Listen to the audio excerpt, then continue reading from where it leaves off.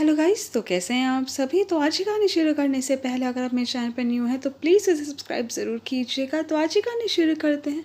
सच बिटिया, तूने तो अपने पिता की सारी उलझन ही दूर कर दी। आज मदन लाल जी बहुत उदास हैं और अपनी दुकान में चुपचाप एक कोने में बैठे थे। वैसे आज ऐसा पहली बार नहीं हुआ था, पर आज चोट उनके स्वाभिमान पर लगी थी। मदन लाल जी और उनकी पत्नी ने बड़ी मेहनत से बच्चों को पाल पोस कर बड़ा किया था। पत्नी ने कभी भी काम वाली भी नहीं रखी। बर्तन, झाड़ू, पोछा, कपड़े प्रेस करना, घर पर बच्चों के लिए स्वेटर बनाना, जब तक वह पढ़ा सकी बच्चों की ट्यूशन नहीं लगवाई। हमारा किराए का मकान था, किराए की दुकान थी। धीरे धीरे बच्चे बड़े हुए। मेरा बेटा दुकान में मदद करवाने लगा और बेटी भी ट्यूशन पढ़ाने लगी।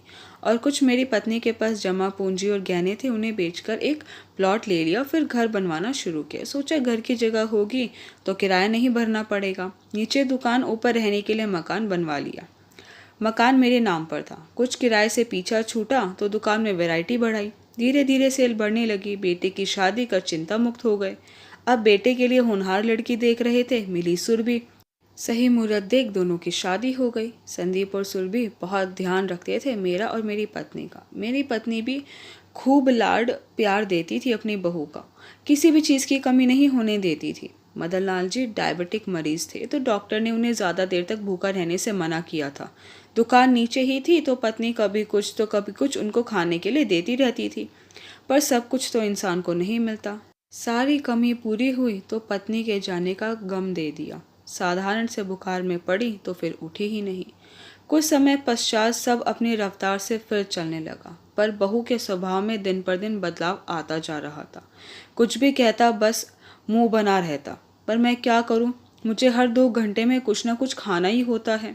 आज मौसम अच्छा था, सोचा बहू से कहूँगा 1 कप चाय और 2 बेसन के चीले बना दे। ऊपर गया तो देखा बहू किसी से फ़ोन पर बात कर रही थी। अरे यार, इन बुड्ढों की जीभ भी ना दिन पर दिन चटोरी होती जा रही है। मेरे तो नाक में दम आ गया, पता नहीं और कितनी उम्र लिखवा कर लाए हैं। मैं चुपचाप नीचे उतर आया। आज अपनी पत्नी की बहुत याद आ रही थी। बेटा भी बहू की भाषा ही बोलता था। इतनी देर में बेटी का फ़ोन आ गया। मेरी आवाज़ सुनी तो पूछा, पापा कुछ हुआ है क्या। मैंने कहा नहीं बेटिया। तो बोली, नहीं पापा, पूरी बात बताइए, आपको आपकी बेटी की कसम। तो मैंने उसे सारी बात बताई। तो बिटिया कहती, पापा मैं आपको थोड़ी देर में फ़ोन करती हूँ।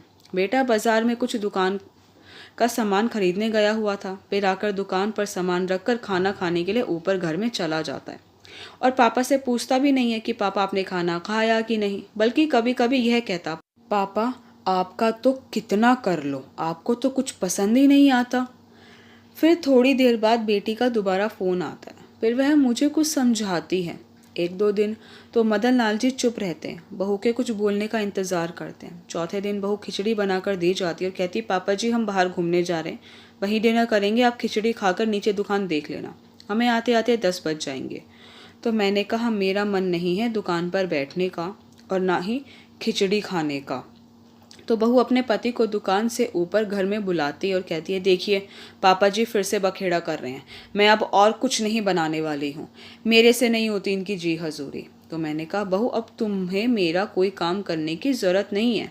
मैंने नीचे की दुकान किराए पर चढ़ाने की सोची है। कोई पूछ रहा था 50,000 रुपये देने को भी तैयार है और घर के ऊपर वाले हिस्से के 20,000 रुपये। मैं तो इस फ्लोर पर आराम से रह लूँगा।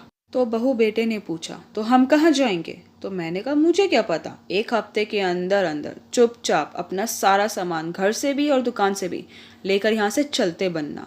तो बेटा बहू कहते हैं, पापा आपको यह सब करते हुए शर्म नहीं आती। तो मैंने कहा क्यों, जब तुम दोनों को शर्म नहीं आती तो मैं क्यों करूँ।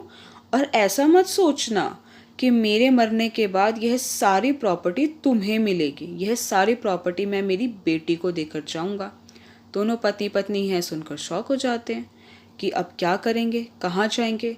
तो वह दोनों मदन लाल जी के पैरों में गिर जाते हैं और माफ़ी मांगते हैं। तो इतनी देर में बेटी भी घर आ जाती है और कहती है, भैया अभी तो पापा ने यह सब नाटक किया था, और वह भी मेरे कहने पर। आगे से इन्हें कभी भी किसी भी चीज़ की कोई कमी हुई ना, तो यह असलियत में होगा और तुम चाह कर भी कुछ नहीं कर पाओगे, क्योंकि गलती की माफ़ी एक ही बार होती है, बार बार नहीं। आई होप गाइस कि आपको मेरी वीडियो पसंद आए। आपको मेरी वीडियो पसंद आई है तो प्लीज़ उसे लाइक ज़रूर कीजिएगा, शेयर कीजिएगा, मुझे कमेंट करके बताइएगा कि आपको मेरी वीडियो कैसी लगी। अगर आपने अभी तक मेरे चैनल को सब्सक्राइब नहीं किया है तो प्लीज़ उसे सब्सक्राइब ज़रूर कीजिएगा। Thank you so much guys मेरी वीडियो देखने के लिए।